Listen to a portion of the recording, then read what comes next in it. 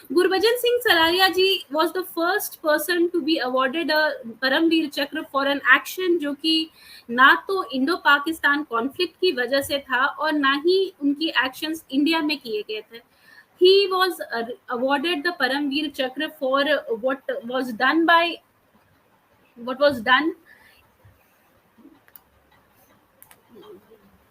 He was awarded the Paramveer Chakra for his courage, his efficiency in the Indo Congo. In the Congo crisis, as I said, he's the first one to get it outside the Indo-Pak conflict. India के बाहर इन्होंने activities perform की थी और ये भी पहली बार ऐसा हुआ था कि किसी को इंडिया के बाहर की एक्टिविटी के लिए एक परमवीर चक्र दिया गया था.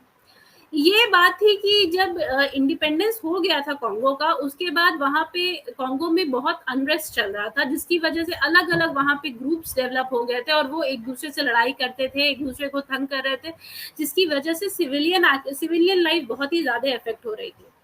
इस समय eventually UN peace keeping force ने डिसाइड किया कि वो मिलिट्री इंटरवेंशन करेंगे कांगो में.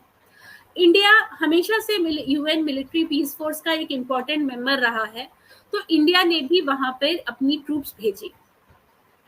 इन लोगों में से कंगतनीज जो कि एक इम्पॉर्टेंट यूएन मिलिट्री आर्मी के लोग थे, सॉरी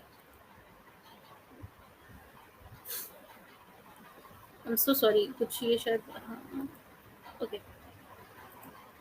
थैंक यू.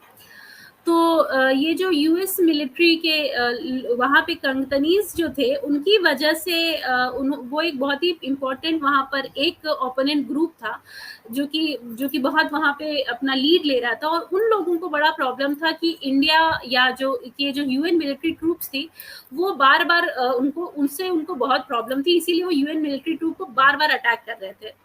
उन्होंने एक पूरी तरह से दिसंबर 1961 में पूरा का पूरा रोड ब्लॉक बना दिया और उन्होंने डिसाइड किया कि उसको ताकि यूएन आर्मी आगे नहीं जा सके. यूएन आर्मी ने बहुत कोशिश की, लेकिन वो एनिमी रोड ब्लॉक को नहीं रिमूव कर पा रहे थे. अब इसके बाद क्या हुआ कि सलारिया जी को ये कहा गया कि वो रीइंफोर्समेंट लेकर के आए कि उनको ये रोड ब्लॉक हटाना था वहां पर. लेकिन एज इट वाज सेड कि जो कंगतनगीज ग्रुप था, उन्होंने चारों तरफ से उस जगह को घेर रखा था. उनके पास 90 सोल्जर्स थे और 2 आर्मर्ड कार थे, और स्पेशली जो इस तरह के ग्रुप्स होते हैं, they are very committed to their cause. वो अपनी जान तक देना चाहते हैं, but they do not want to leave anything under it. ऐसे में इन लोगों को अटैक किया गया, गुरबचन सिंह जी को अलोंग विथ हिज ट्रूप, कि उसको वो क्लियर करें. गोरखा रेजिमेंट जो कि गुरबचन सिंह जी के अंदर में थी, उन्होंने काफी हद तक यहाँ पे फाइट किया. नियरली 40 सोल्जर्स ऑफ आर्मी को उन्होंने मार डाला और दोनों आर्मर्ड कार्स जो थे उसको खत्म कर दिया.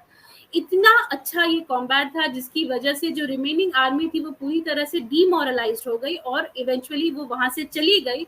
और फाइनली जो ये पूरा का पूरा रोड ब्लॉक था, उसको जो यूएन मिलिट्री फोर्स जो थी गुरबचन सिंह जी की, वो उसको क्लियर करने में सक्सेसफुल रहे. अनफॉर्चुनेटली बहुत ज्यादा जो ये उनको वुंड्स हुए थे इस वॉर के दौरान, कॉम्बैट के दौरान, उसकी वजह से ये विक्ट्री होने के कुछ ही मिनट बाद सलारिया जी अपनी जान खो बैठे. और लेकिन इसकी वजह से सबसे बड़ी बात ये हुई थी कि ये अगर ये रोड ब्लॉक को क्लियर नहीं कर पाते और अगर कंगतनीज ग्रुप यहाँ से आगे बढ़ जाता, तो they could have actually reach the UN military headquarters in Elizabethville. और उसकी वजह से ये पूरा का पूरा यूएन पीस कीपिंग फोर्स का पूरा जो अटैक या पूरा का पूरा जो इंटरवेंशन था वो फेल हो जाता. But because of his able leadership they were able to capture it, और इवेंचुअली उनकी इस महान काम के लिए उनको मरणोपरांत परमवीर चक्र प्रदान किया गया.